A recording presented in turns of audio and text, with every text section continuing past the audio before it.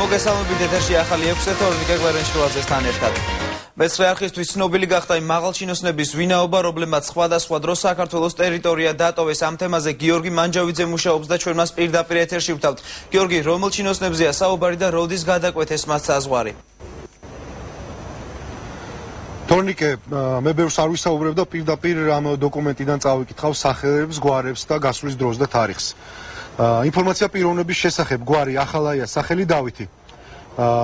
საბუთი, ეროვნული პასპორტი, გასვლის დრო და თარიღი 05/10/2012. გასვლის დრო 3 საათი, დილის 3 საათი 4 წუთი და 55 წამი. გამშვები პუნქტი სარფი. გვარი ქარდავა, სახელი მეგისი. გასვლის დრო და თარიღი 05/10/2012. დილის 3 საათი 5 წუთი და 15 წამი. გამშვები პუნქტი სარფი. გვარი ჭაკუა, სახელი დავითი. თარიღი, გასვლის დრო და თარიღი 05/10/2012. დილის 3 საათი 2 წუთი და 35 წამი. გამშვები პუნქტი სარფი. გვარი მიქაძე, სახელი ზურაბი. გასვლის დრო და თარიღი 04/10/2012. დილის 4 საათი 55 წუთი და 13 წამი. თბილისის აეროპორტი, რეისი 418, კიევი, უკრაინა, თვითმფრინავი. გვარი დგებუაძე, სახელი გიორგი. გასვლის დრო და თარიღი 22/09/2012. დილის პირველი საათი 9 წუთი და 30 წამი. გამშვები პუნქტი ხიდი. შეგახსენებთ, რომ დათაახალაიას, მეგის ქარდავას და დავით ჭაკუას შესახებ ჩვენს მაყურებელს არ ჭირდება დიდი ინფორმაციის მიწოდება. მე ორიოდე სიტყვით გეტყვით, რომ დათაახალაია თავდაცვის მინისტრის მოადგილე იყო ბოლო წუთამდე, აქამდეც უნდა იყოს წესით. მეგის ქარდავა გახლავთ ბაჩოახალაიას მეგობარი, წლების განმავლობაში ის მუშაობდა როგორც შინაგან საქმეთა სამინისტროში, ასევე თავდაცვის სამინისტროში მაღალ თანამდებობებზე. ბოლო დროს კი ის გახდათ ბაჩო და დათაახალაიას მამის როლანდ ახალაიას შტაბის ხელმძღვანელი, ზუგდიდში ნაციონალური მოძრაობის შტაბის ხელმძღვანელი. დავით ჭაკუა, როგორც თქვენ ცნობილია, მაყურებლისთვის ცნობილია, ბოლო დროს გახმაურებული გდანის მეორე საპყრობილის ცნობილი ფაქტების, პატიმრების სწავლების ფაქტების ერთ-ერთი მთავარი მონაწილე იყო და რომელიც წესით დაკავებული უნდა იყოს. რაც შეეხება ზურაბ მიქაძეს, ეს ადამიანი შინაგან საქმეთა სამინისტროს მაღალჩინოსანი იყო. ეს ადამიანი ფიგურირებდა ბუტა რობაქიძის გახმაურებული მკვლელობის საქმეში, მაშინ ეს ადამიანი გახდათ საპატრულო სამსახურის უფროსი. რაც შეეხება გიორგი დგებუაძეს, ეს ადამიანი გახლავთ მეტსახელად მასტერა, რომელიც საზოგადოებისთვის ცნობილია ზონდერ ჯგუფების ერთ-ერთ ხელმძღვანელად და მისი სახელი ბევრ გახმაურებულ საქმეშია შესული. თორნიკე, აქ გეტყვი, რომ გუშინ მთელი ღამის განმავლობაში ფაქტიურად დილამდე არ წყდებოდა ძვირადღირებული მანქანების ნაკადი სარფის საბაჟოზე, რომელიც ჩვენმა კამერებმა დააფიქსირეს. ამ მანქანების ნომრებიც და სერიაც დაფიქსირებულია და ჩვენ თავარ საინფორმაციო გამოშვებამდე ვეცდებით, რომ დავადგინოთ, ვის ეკუთვნოდა კონკრეტული მანქანები და ამ ჩვენს მიერ დასახელებული გვარები თუ იყვნენ ამ მანქანის მფლობელები. მადლობა გიორგი, პირდაპირ ეთერში თემაზე გიორგი მანჯავიძე საუბრობდა. ბიზნეს ივანიშვილთან მთავრობის ახალ შემადგენლობასთან დაკავშირებით კონსულტაციები გრძელდება დღეს ბიზნეს ცენტრში. ირაკლი ალასანია და სოზარ სუბარიც მივიდნენ. დილიდან კოალიციის ლიდერთან შეხვედრაზე იმყოფებოდნენ რამა საყვარელიძე, გიორგი მარგველაშვილი და გია ხუხაშვილი. თემას პირდაპირ ეთერში ნოდარ ჩაჩუა განაგრძობს. ნოდარ, მოგესალმებით, შენ პირდაპირ ეთერში ხარ.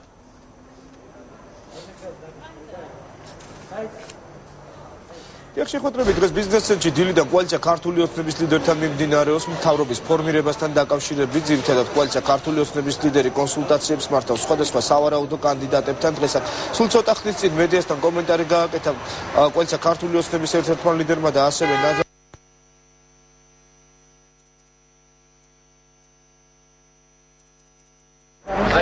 არის მე და ბატონ ბიზნესში ვთქვით, რომ ჩვენ დღეს ახალ კიდევ ერთხელ შევხვდებით კონკრეტულად, რომ განვიხილოთ რა უფრო უკეთესად წარდგება საქმე. საიდუმლო არ არის, რომ მე გახლავართ პროფესიით იურისტი. აქ იყო საუბარი მხოლოდ და მხოლოდ სისტემაში არსებულ ვითარებაზე და როგორ შეიძლება დაუშვათ მოუნახოთ გამოსწორების გზები. აი ამასთან დაკავშირებით იყო მხოლოდ და მხოლოდ საუბარი, არანაირ კანდიდატურებზე საუბარი არ ყოფილა. კონსულტაციები შედგა მომავალი კაბინეტის შემადგენლობაზე.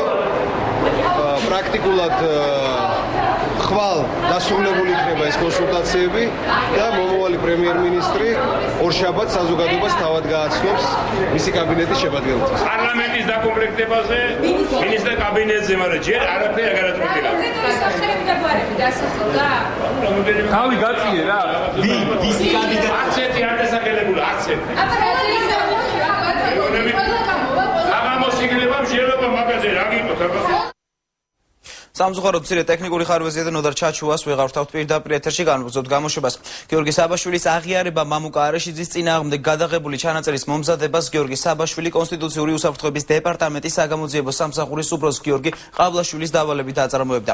როგორც საბაშვილი ყვება ის ქართულ ოცნებაში კოორდინატორის სახელით მივიდა, რის შემდეგაც მამუკა არაშიძის წინააღმდეგ კომპრომატების მომზადება დაიწყო. საბაშვილის თქმით, ის ნაციონალური მოძრაობის მაჟორიტარ დეპუტატობის სასარგებლოდ მოქმედებდა.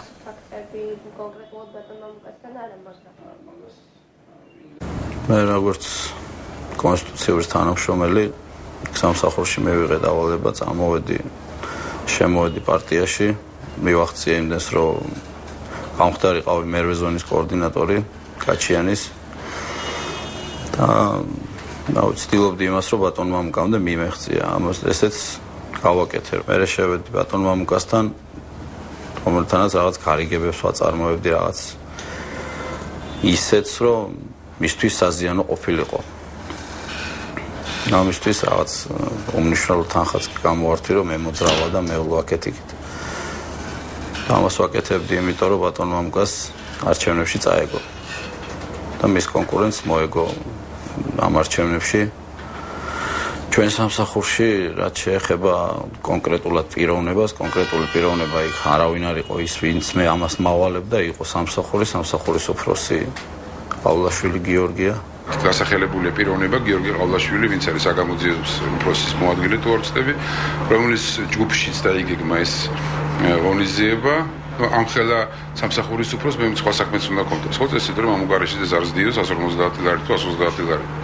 ეს პრინციპი ხდებოდა, იმიტომ რომ მისი უფროსი ერთ-ერთი ხელმძღვანელი ვაჟალი ლუაშვილი, ეს არის კაცი, კუდის ხელმძღვანელის მოადგილე.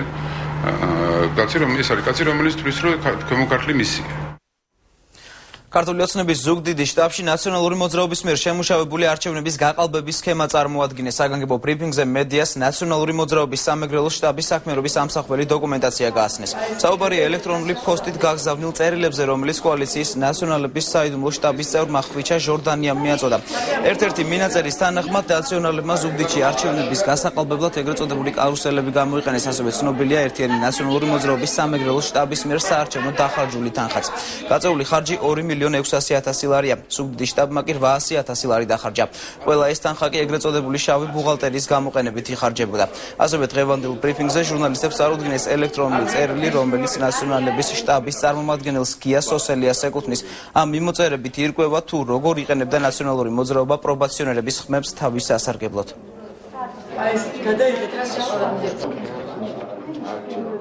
ბატონი გია სოსელია ugზავნის სამხარეო შტაბს, სადაც პირდაპირ არის მითითებული, რომ ზუგდიდმა ზაზა მიცისო, მესტიის შესაწყალებლებს კახამ ზაზასთან ცალკე გავიულიო, პრობაციონერებზე ხვალამდე ითხოვა დრო, ელექტრე ჯაფარიძემ მართულს ველოდები და ჩაგიგდებ. დანარჩენი ესაა. თუ საშუალებაა ჩვენ ხაკერსაც, ხვიჩა ჟორდანიასაც მოეხსნას პირობითი. ამ იმეილიდან ნათლად ჩანს, რომ ნაციონალური მოძრაობა პირდაპირ ცდილობს გამოიყენოს საკუთარი ხელისუფლება და ძალაუფლება პენიტენციალურ სისტემაში და სასამართლო ხელისუფლებაში და იუსტიციის სისტემაში, იმისათვის რომ მოიზიდოს საკუთარი ხმები.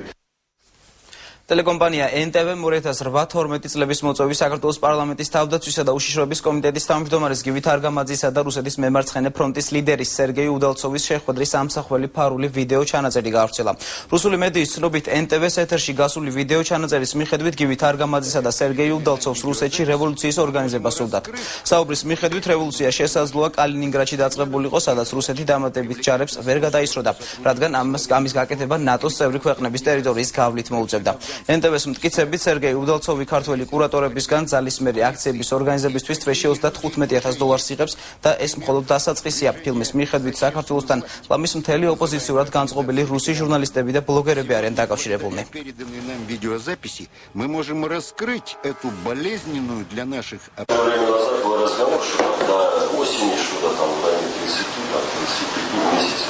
Это у нас стабильно и Это есть. Нет, если разговор идет о нормальной организации, о перспективах политически серьезных, то, конечно, это другие деньги, да. Нет, ну я, чтобы надо понимать, то есть, это сейчас вот решается. Это точно есть.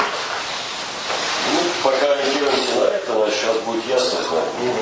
Потому что сейчас у нас первоочередная задача все, график выстраивать, у меня суть проходит, начинаем ездить. რისაფუძველზე გასცა თავდაცვის სამინისტრომ სამოქალაქო სექტორში დასაქმებული ჩინოვნიკებისა და შეერაღებული ძალების ოფიცრებზე 700.000 ლარის პრემია ამ დრომდე უცნობია. ინფორმაციის მიხედვით, რომელიც გუშინ სამინისტროს თანამშრომელმა ვახტანგ კეკელიამ მეცხრე-არხს ექსკლუზიურად მიაწოდა, დასტურდება, რომ სამინისტროს ადმინისტრაციაში 3 თვის წინ დასაქმებულ 72 საჯარო მოხელეზე მინისტრ დიმიტრი შაშკინის ბრძანებით 5,000-დან 100,000 ლარამდე ოდენობის ფულადი ჯილდოებია გაცემული. მინისტრის ბრძანება კი 2 ოქტომბრით თარიღდება. ამბუდროულად დიმიტრი შაშკინის განკარგულებით საბიუჯეტო თანხა თავდაცვის სამინისტროს 295 სამხედრო მოსამსახურე პირის პრემიებისთვისაც გაიცა. 3 ოქტომბრით თარიღდება კიდევ ერთი განკარგულება, რომელიც სამინისტროს ავტოსატრანსპორტო საშუალებების რემონტისთვის ბიუჯეტიდან 300,000 ლარის გამოყოფას ითვალისწინებს.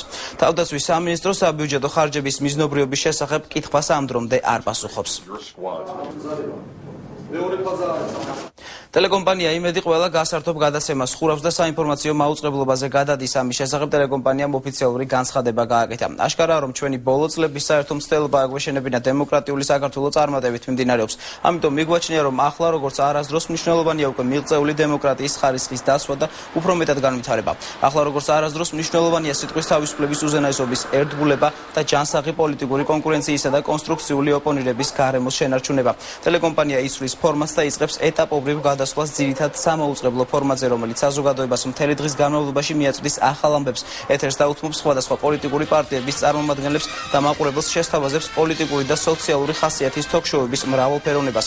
ახლა ტელეკომპანია იმედის ისევე როგორც ყველა ჟურნალისტის, ყოველი მოქალაქისა და მათ შორის ახალი დემოკრატიული წესით არჩეული ხელისუფლების ვალია დაიცვათ და გავუფრთხილდეთ ჩვენი ქვეყნის დემოკრატიულ მონაპოვარს. იმედი გვაქვს, რომ ახალი ხელისუფლება ღირსეულად გააგრძელებს წინა ხელისუფლების მიერ დატოვებულ დემოკრატიულ მემკვიდრეობას, ხელს არ შეუშლის თავისუფალი მედიის მუშაობას და არანაირი ფორმით არ შეეცდება თავისუფალი სიტყვის შეზღუდვას. ეს არის ამონარიდი ტელეკომპანია იმედის განცხადებიდან.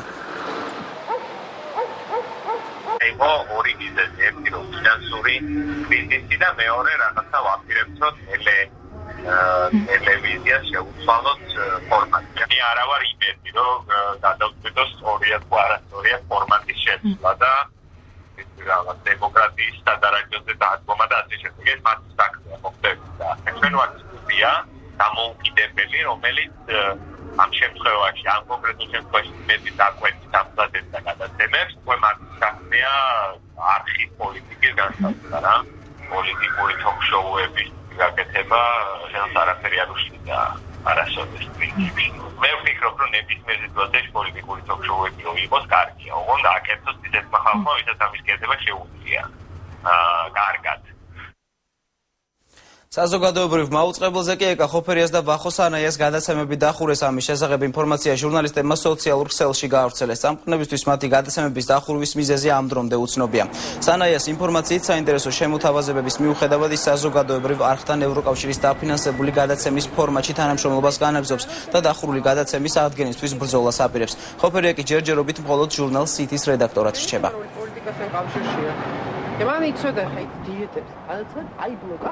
მე მოვითხოვე, რომ ყოფილიყო ღია ეთერში გასულიყო გადაცემა და ამ ჩემი მოთხოვნიდან 3 თუ 4 საათში მე შევხვდი ჭანტურიას და მან თქვა, რომ გადაცემა აღარ გავა ეთერში.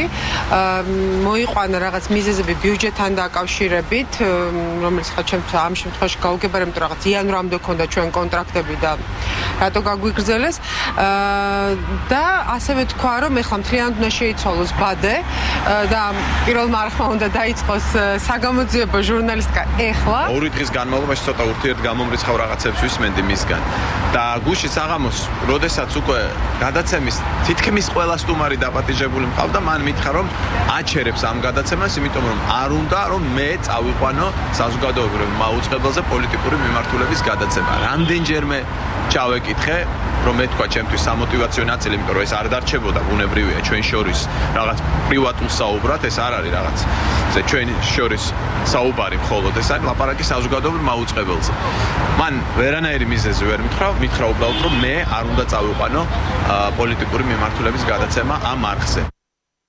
საკაბელო კომპანია Global TV-ს ანტენებს ყადაღა მოიხსნა პროკურატურის შუამდგომლობის საფუძველზე სასამართლომ არჩევნების მეორე დღეს კომპანიის ანტენებზე ყადაღის დადება უსაფუძვლოდ მიიჩნია და 100,000-მდე ანტენა კომპანიას უკან დაუბრუნა. მარკეტინგის დირექტორის სურაბ ბაზლიძის თქმით, კომპანიას ამ დროის განმავლობაში მილიონამდე ლარის ზარალი მიადგა. ბაზლიძის განმარტებით, ამჟამად დაყადაღებული ანტენების შემოწმება უნდა მოხდეს, რის შემდეგაც კომპანია ანტენების დამონტაჟებას განაახლებს. გაირკვა საბუთიდან ის ფაქტის, რომ რეალურად არა მარტო მაესტრო და Global TV იყო დაყადაღებული, არამედ იქ რამდენიმე კომპანია ჩანდა კიდე, რომლებიც დაყადაღებული იყო და რომლებიც ავტომატურად ხმას არ იღებდნენ ამ ყადაღასთან დაკავშირებით. ყოველივე ამის დადგენის შემდეგ ჩვენ დავიწყებთ უყურებ ფაქტურად ზარალის დათვლას, რომელიც ისედაც დიდი იყო და იმედოვნებ, რომ შეიძლება აღარ გაიზარდოს, ასე რომ ვთქვათ. დავიწყებთ უყურებ თანამშრომლების გამოძახებას, გამოთხოვნას, დათხოვნილი თანამშრომლების, რომლებიც 1000-ზე მეტი იყო დათხოვნილი ამ ფაქტის გამო. მედია გარემოზე სასაუბრო სტუდიაში ჩვენთან სტუმრად იმყოფება იან თაძე. მოგესალმებით, ქალბატონო იან, დიდი მადლობა სტუდიაში მობრძანებისთვის. მოგესალმებით და მივესალმები ჩვენს მაყურებელს. ქალბატონო იან, იმედი იცვლის ფორმატს. რას უკავშირებთ თქვენ ამ ყველაფერს? ეს არის როგორც ჟურნალისტები აცხადებენ და იმედის განცხადებაშია ნათქვამი დემოკრატიის მიღწევების შენარჩუნება თუ რამე სხვა რამესთან გვაქვს საქმე. ხა დემოკრატიისთვის მებრძოლებისთვის მანტია რო არ მოესხათ ამ განცხადებაში უკეთესი იქნებოდა რა თქმა უნდა, მაგრამ ჩვენ უნდა ვიფიქროთ იმის შესახებ, რას ნიშნავს ეს განცხადება. ჩემი აზრით ამ განცხადებამ კიდევ ერთხელ დაადასტურა, რომ ტელეკომპანია იმედი მთლიანად ემსახურებოდა ნაციონალურ მოძრაობას, სხვათა შორის ის ცვლილებები, რაც მოხდა პირველ არხზე, ზუსტად იმითვე არის განპირობებული, რითიც ცვლილებები ტელეკომპანია იმედში. საქმე ის არის, რომ როდესაც პარტია არის ხელისუფლებაში, მას ჭირდება აბსოლუტურად სხვა ტიპის საინფორმაციო უზრუნველყოფა და როდესაც ის არის ოპოზიციაში, ჭირდება სრულიად სხვა ტიპის საინფორმაციო უზრუნველყოფა. კერძოდ, რას გულისხმობ? ისეთი წყნარი, გასართობი, დამაძინებელი, მომადუნებელი გადაცემები ძალიან ხელსაყრელია ხელისუფლებისთვის, როდესაც მას უნდა რომ სიმართლე დაუმალოს საზოგადოებას, მაგრამ ოპოზიციას ყოველთვის სჭირდება პირიქით გამაღვიძებელი, შემკვრელი, ერთგვარი აგრესიული მუხტის ჩამსახი გადაცემები. ამიტომ მე ნამდვილად დარწმუნებული ვარ, რომ თუ ტელეკომპანიის ახლანდელ ხელმძღვანელებს დასცალდათ, სხვადასხვა ტელეკომპანიას გულისხმობ, რომელსაც ნაციონალური მოძრაობა აკონტროლებს, ისინი შეიცვლიან ფორმატს, დახურეს და კიდევ დახურავენ თუ რამე დარჩა გასართობ გადაცემებს და მთელ თავის რესურსს გამოიყენებენ იმაში, რომ გააძლიერონ საინფორმაციო პროგრამები და გააძლიერონ დისკუსიები, იქნება თუ საგამოძიებო ტიპის გადაცემები, რომლებიც საშუალებას მიცემს საზოგადოებას, რომ აკონტროლოს ხელისუფლების ყველა ნაბიჯი. აქედან გამომდინარე, მე მგონია, რომ ეს თავისთავად ცუდი არ არის, პირიქით ძალიან კარგია, ოღონდ კიდევ უნდა იყოს დაცული ის პირობები, რომ ყველა ტელევიზიაზე ხელმისაწვდომობა უნდა კონდეს მთელი საქართველოს მოსახლეობას, მათ შორის თქვენს ტელევიზიაზე და რა თქმა უნდა ფინანსური გამჭვირვალება უნდა იყოს უზრუნველყოფილი ყველგან, ისევე როგორც დემონოპოლიზაცია სარეკლამო ბაზრის. ამ პირობებში ისინი შემოდიან კონკურენტულ გარემოში და თუ მედია მფლობელები შენარჩუნდა, ნამდვილად დარწმუნებული რომ ეს ტელევიზიები გახდება გაცილებით უფრო საინტერესო, ვიდრე არის ახლა.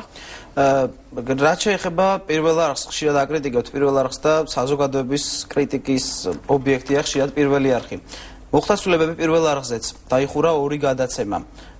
ანალოგიური ნაბიჯები ხდება, ანალოგიური ნაბიჯები იდგმება, რაც ხდება იმედზე, თუ ეს არის სხვა მოვლენა და სხვა რამეს უნდა დავკავშიროთ. არა, აბსოლუტურად ერთი და იგივეა, იმიტომ რომ თქვენ შეგიძლიათ ადვილად დააკვირდეთ, რომ იქაც დაიხურა ის გადაცემები, რომლებიც იყო უფრო წყნარი ფორმატის და დატოვეს ის გადაცემები, რომელიც იყო შინაარსობრივად უფრო აგრესიული ფორმატის. რა თქმა უნდა, ეკა კვესტაძის და დავით პაიჭაძის გადაცემებზე მაქვს საუბარი.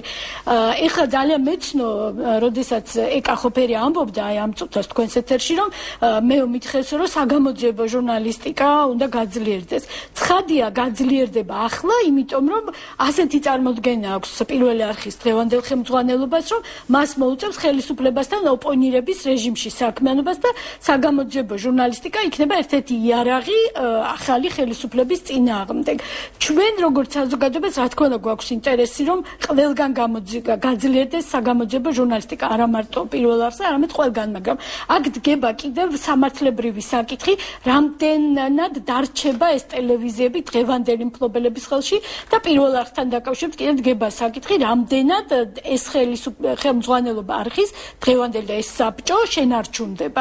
იმიტომ რომ მეც დარწმუნებული ვარ და მე მგონი მთელი საზოგადოება ამაში კი ნამდვილად დამეთანხმება, რომ პირველ არხზე ცვლილებები არის აუცილებელი. გასაგებია, თუმცა იგივე ტელეკომპანიებმა, რომელზეც საუბარი გვაქვს, რუსთავიორმა მათ შორის Global TV-ს მიწერა წერილი, ისინი ითხოვენ რომ გამორთოს Global TV-მ.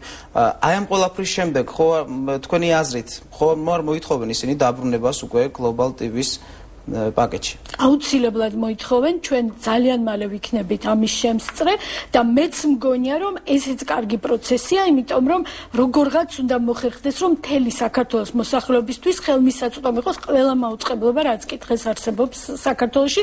მე ვამბობ, აი ესეთ დიდ მაუწყებლებს ვგულისხმობ, როგორც არის თქვენი ტელევიზია, მაესტრო, კავკასია. ასევე გავრცელდა ინფორმაცია, რომ კეზერაშვილმა შეიძინა 40% რუსთავიორის. რას ვკავშირებთ ამ ყველაფერს?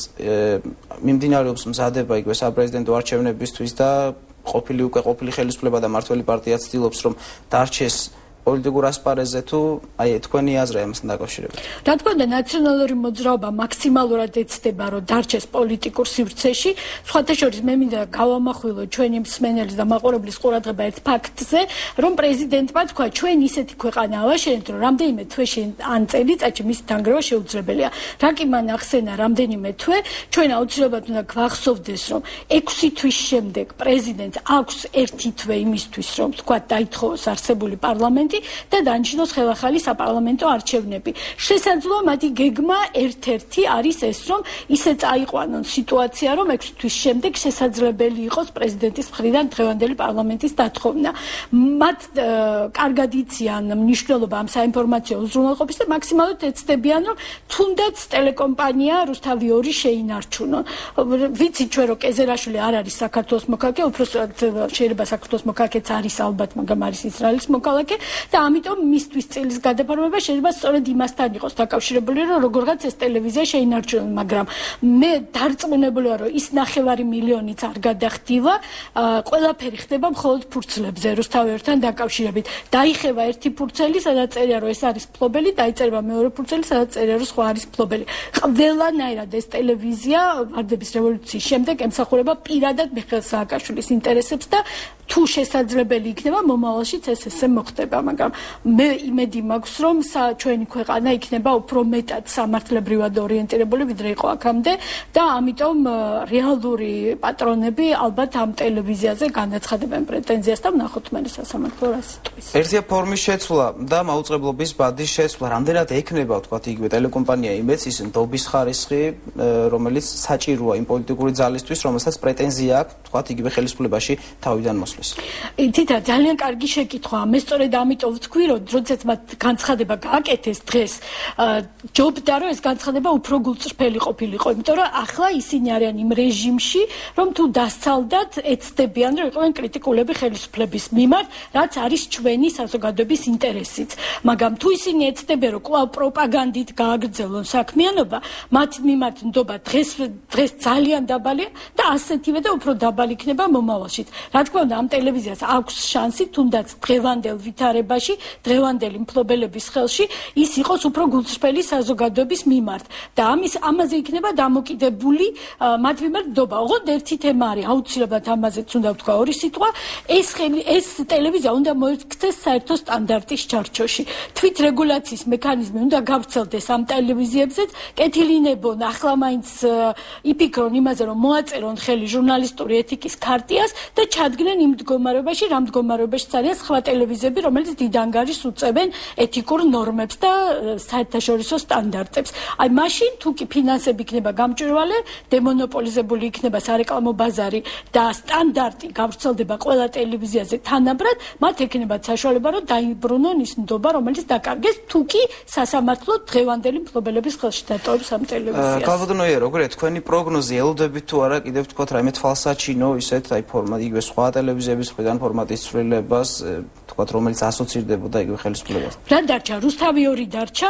რა თქმა უნდა, ველოდები, რომ იქაც რესურსები გადანაწილდება სხვანაირად, იქაც იქნება პოლიტიკური ток-შოუები, სოციალურად ორიენტირებული გადაცემები, საგამოძიებო ჟურნალისტიკა, შესაძლოა გასართობი ток-შოუ რაიმე შეინარჩუნონ, იმიტომ რომ თქვათ აქვს ძალიან მაღალი რეიტინგი და ჩათვალონ, რომ აი ამაში ღირს ფულის ჩადება.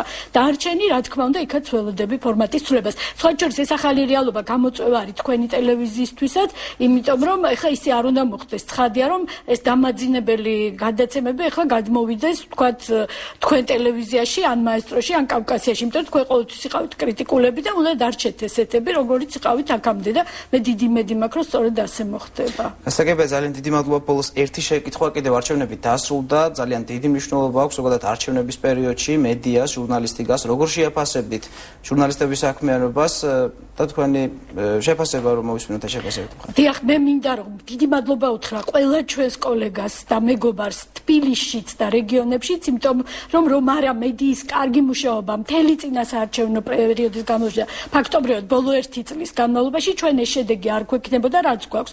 და ერთ რამეს ვიტყვი კიდე, ყველა ველოდებით რომ სასამართლო იქნება სხვანაირი ვიდრე არის დღეს. ამიტომ არის აუცილებელი და ერთ-ერთი პირველი გადაწყვეტილება მისაღები, რომ ვიდეო კამერები დაბრუნდეს სასამართლო დარბაზებში და მედია უნდა იყოს ის სეგმენტი, რომელიც გააკონტროლებს ყველა სხვა სეგმენტს და პირველ რიგში გააკონტროლებს სასამართლო პროცესებს. ეს მგონი ახლა ყველაზე დიდი გამოწვევა მედიისთვისაც და საერთოდ მთელი ჩვენი საზოგადოებისთვის. ძალიან დიდი მადლობა. მაღლობას შევახსენებ, რომ ჩვენს შეკითხვებს პირდაპირ ეთერში მედია ექსპერტი და ჟურნალისტი ია ანთაძე პასუხობდა. ახლა კი განვაგრძობთ გამოშვებას.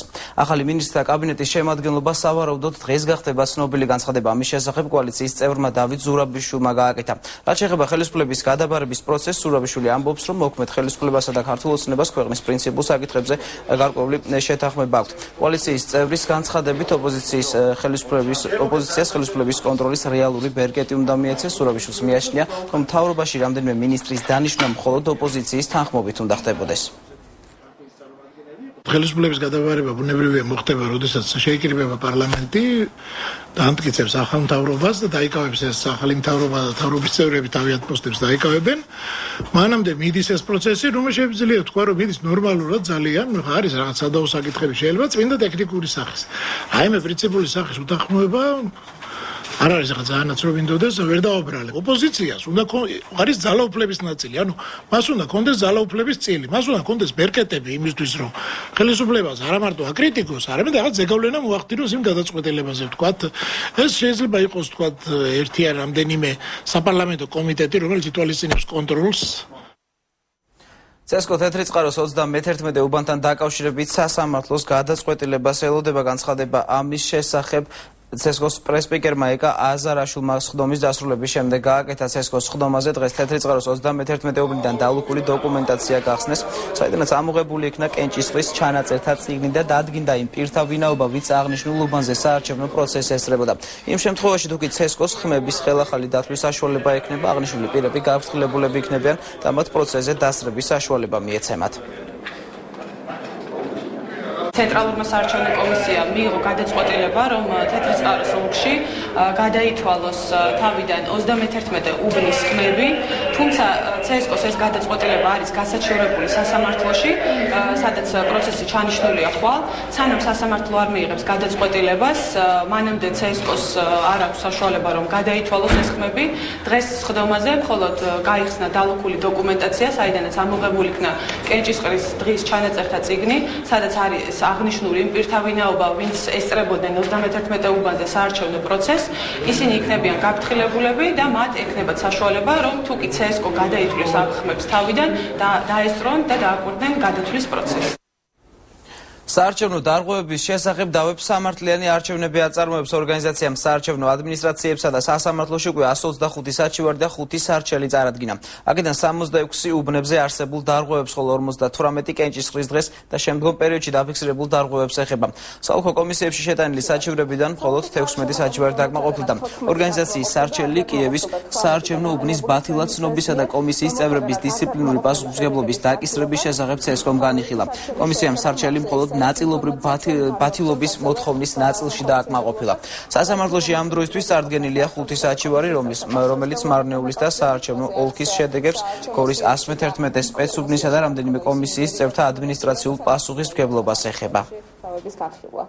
ძირითადად ჩვენ მიერ საოლქო კომისიებში დაყენებული იქნა კომისიის წევრთა დისციპლინური და ადმინისტრაციული პასუხისმგებლობის დაკისრების მოთხოვნები, ასევე დაყენებული იქნა 9 უბნის შედეგების ბათილობის საკითხი, რომელთაგანაც მხოლოდ ერთი დაკმაყოფილდა და რის დაკმაყოფილებაზე უარი გვეთქვა და ამასთანავე ჩვენ მიერ დაყენებული იქნა უბნის შედეგების გადათვლისა და შემაჯამებელი ოქმების ბათილობის 9 მოთხოვნა, რომელთაგანაც მხოლოდ 3 მოთხოვნა დაკმაყოფილდა და 6 დარჩა, ანუ 6 არ დაკმაყოფილებულა. ეს არის ახალი 6-ზე განმაგზავნებთ გამოშვებას. სამტრედიის 34 საოლქო საარჩევნო კომისიამ არჩევნების საბოლოო შედეგები გამოაქვეყნა. სამტრედიაში 54.19%-ით ლიდერობს კოალიცია ქართული ოცნება. 41.39%-ით მეორე ადგილზე გავიდა ერთიანი ნაციონალური მოძრაობა. მაჟორიტარულ არჩევნებში ქართული ოცნების კანდიდატი კახი კალაძე 16.687 ხმით ლიდერობს, ხოლო ნაციონალური მოძრაობის კანდიდატმა მერაბ ჯანელიძემ 13.663 ხმა დააგროვა. ოფიციალურად გამოცხადდა გამარჯვებული მაჟორიტარულ არჩევნებში და ვიცით პარტიამ რამდენიმე იყო და ვიცით რომ სამტრედიის დეპუტატი ამ 4 წლის განმავლობაში 1 ოქტომბრიდან 2012 წლის მამხელობაში წარმოადგენს კახი კალაძე. ახალგაზრდები, რომლებიც ოცნების მაისურებით ქუჩებში გადაადგილდებიან და თურქეთის მოქალაქეებს სხვადასხვა სახის შეურაცხყოფას აყენებენ, არ არიან შტაბის აქტივისტები. განცხადება ამის შესახებ მურმან დუმბაძემ გააკეთა. მისი თქმით, თურქეთის საკონსულომ ოფიციალური განცხადება გაავრცელა, სადაც შეშფოთებას გამოთქვამენ აღნიშნული ფაქტების გამო. დუმბაძე აღნიშნავს, რომ ამ განცხადების თანახმად ოცნების აქტივისტებად წოდებული ახალგაზრდები თურქეთის მოქალაქეებს ეუბნებიან, რომ მათი დრო დამთავრდა და მათ მალე დაატოვებინებენ საქართველოს ტერიტორიას. დუმბაძე ვარაუდობს, რომ ესენი არა ქართული ოცნების აქტივისტები, არამედ ნაციონალური მოძრაობის წარმომადგენლები არიან, რომლებიც თავს ოცნების წევრებად ასახებენ. თურქეთის საკონსულოში მსგავსი განცხადების არსებობას უარყოფენ და ამბობენ, რომ მათთვის მსგავსი პრეტენზიით თურქეთის არც ერთ მოქალაქეს არ მიუმართავს. ეს ახალგაზრდები არ არიან, ასე ვთქვათ, ქართული ოცნების ახალგაზრდული ორგანიზაციიდან. მაისურის გამოყენება არ ნიშნავს ახალგაზრდული ორგანიზაციის წევრობას. ჩვენ ძალიან სერიოზულად ვეჭვობთ, რომ ეს უფრო ინსპირირებულია საქართველოს ხელისუფლების გარკვეული ნაწილის მიერ. ამიტომ ხელისუფლებას მიმართავთ, განსაკუთრებით მიმართავთ სამართალდამცა ორგანოებს, რომ აღკვეთონ ყოველგვარ უკანონობა. ხმაურით მიმდინარეობდა ლაგოდეხის მე-15 საოლქო საარჩევნო კომისიის ხდომა, სადაც საიას საჩივრებს განიხილავდნენ. ორგანიზაცია არასრულყოფილად შევსებულ შემაჯამებელ ოქმებზე მიანიშნებდა და შესაბამისი პასუხისმგებელი პირების ადმინისტრაციული წესით დაჯარიმებას ითხოვდა. თუმცა სარჩელები არ დაკმაყოფილდა. საიას დამკვირვებლები გადაწყვეტილების გასაჩივრებას სასამართლოში გეგმავენ. ის შეცდომები, რაც გუშინ იყო, როგორც კომისიამ აღნიშნა, რადიკალურად განსხვავდებოდა დღეს არსებული შეცდომებისაგან. ანუ ამასთან დაკავშირებით თქვენ მოისმინეთ მოსაზრება, რაც გუშინ იყო, კიდევ ერთხელ ვიმეორებ, ის იყო 100%-იანი სამართალდარღვევა, რადიკალურად განსხვავდებოდა დღევანდელი სიტუაცია გუშინდელისაგან. ამ მოტივით, რომ მონაცემები საბოლოოდ არ შეცვლილა, შედეგი არ დამდგარა, რიცხვით არ გადაკეთდა, კატეგორიულად არ ვეთანხმებით, ამას აუცილებლად გავასაჩივრებთ სასამართლოს წესით. კოალიცია ქართული ოცნების სენაკის შტაბის წევრები სენაკში არჩევნების გაყალბების ფაქტებზე საუბრობენ. ინგა ქარდავას განცხადებით, კოალიციის დამკვირვებლებმა სენაკის მუნიციპალიტეტის სოფელ ნოსირის 38 საარჩევნო ოლქის ყალბი დოკუმენტები აღმოაჩინეს. ქარდავას თქმით, ნაპოვნ პირადობის მოწმობებისა და საარჩევნო ბიულეტენების სერვასლებს ნაციონალური მოძრაობა არჩევნების გაყალბების მიზნით ეგრეთ წოდებული კარუსელებისას იყენებდა. ჩვენ ეს მასალები მივიღეთ ნომერ 38 საარჩევნო ოლქიდან. როცა ამ უბნის კომისიის თანამშრომლებმა, კომისიაში მყოფმა ნაციონალებმა პარტიით გაიტანეს, ჩვენს ხალხმა ეჭვი მიიტანა ამის დაკავშირებით, რომ გაყვნენ მას უკან აღმოჩნდა აი ასეთი პასპორტები, აი ასეთი ბლოკნოტებზე მოხეული და ასევე არის იქ ბიულეტენების ნაგლეჯების, რომელიც მზადდებოდა გადასაყრელად გაამზადეს. ასეთი ფაქტებით, ასეთი გაყალბებით ხდებოდა სენაკში არჩევნები.